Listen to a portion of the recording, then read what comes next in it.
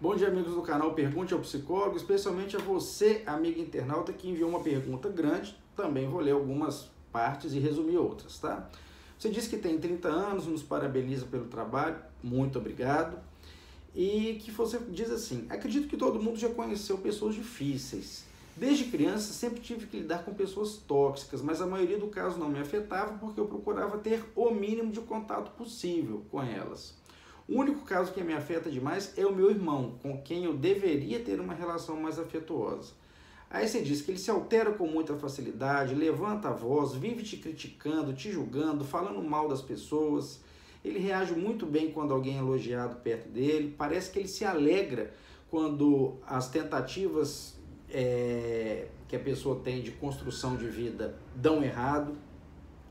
Você fala que ele se vitimiza, que ele faz chantagens emocionais, jura que ele está sempre certo, que o comportamento dele é normal e que as pessoas todas estão conspirando contra ele. E aí você colocou assim: quando ele começou a fazer terapia, aproximadamente há 2 anos, eu tive a esperança que tudo iria melhorar, mas nada melhorou. Alguns acham que o único jeito que eu tenho é de aceitar. Alguns têm medo porque ele faz ameaças e diz com orgulho que é uma pessoa vingativa. Não sei mais o que fazer, tenho desânimo e crise de ansiedade.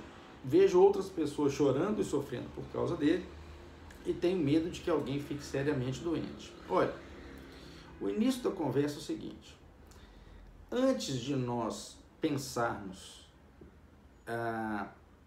na questão do comportamento do seu irmão, é importante trazermos à tona a reflexão que, antes das pessoas ganharem determinados rótulos, e os rótulos que eu estou falando não são ruins não, tá? De mãe, de pai, de filho, de irmão, de amigo, de sócio, etc.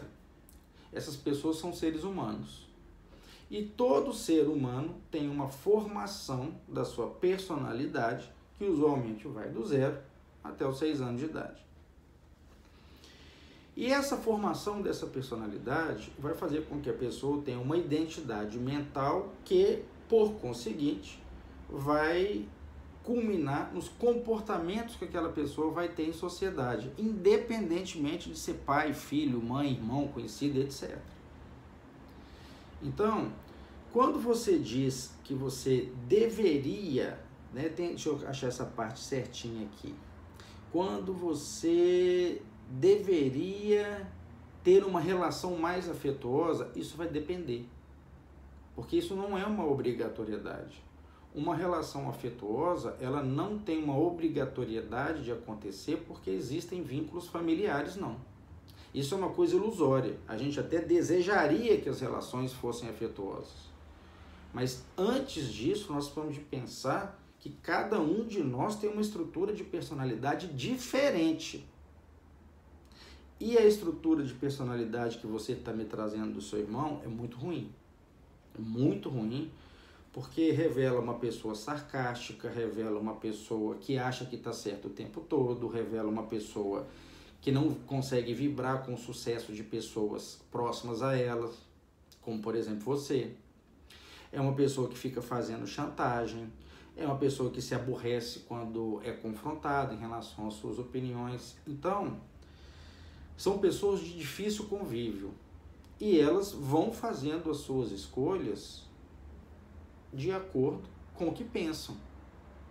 E por mais que você fale para mim que a pessoa tenha entrado numa psicoterapia e que você pensou que ela poderia mudar, claro que você construiu esse tipo de expectativa, mas isso não é uma garantia. Primeiro, a gente não sabe qual é o tipo de fala que ele leva para a terapia.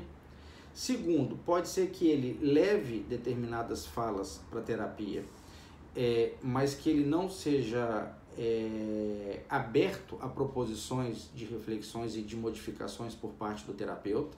Isso pode perfeitamente existir. Terceiro, ele pode estar lá nessa psicoterapia numa reafirmação que aquilo para ele tá bom, aquele formato ele quer continuar sendo e o terapeuta não tem como obrigá-lo a ser diferente. Então, se você está me falando que já existe uma série de comportamentos assim muito difíceis por parte dele e ele entrou num processo de psicoterapia e esses comportamentos não se modificaram, a tendência que isso aconteça é pequena. Então vai caber a você entender o seguinte, não existe obrigatoriedade dessa via afetiva, porque a via afetiva não é única, ela é de mão dupla, ela tem que ir para lá, para cá, para lá, para cá, para lá, para cá, para funcionar. Então quando você fala assim, vejo pessoas chorando por conta dele, tem medo que alguém fique doente, eu vou te colocar que a doença vai ser muito mais, ficar muito próxima a ele, sendo tão bombardeada por falas, por atitudes, por posturas negativas e às vezes até punitivas dele para as pessoas que estão ao redor. Então, diante disso, sobretudo se ele tem consciência disso, e parece que sim, porque ele fala que ele faz ameaças e diz com orgulho que é uma pessoa vingativa. Então nós não estamos falando de uma pessoa que está fazendo coisas na esfera inconsciente. É consciente. E talvez ele sinta inclusive prazer nisso. O que piora muito o que nós estamos conversando. Então vai caber a cada um de vocês estabelecer qual que é o tipo de vínculo, o tipo de contato que vocês vão ter com ele.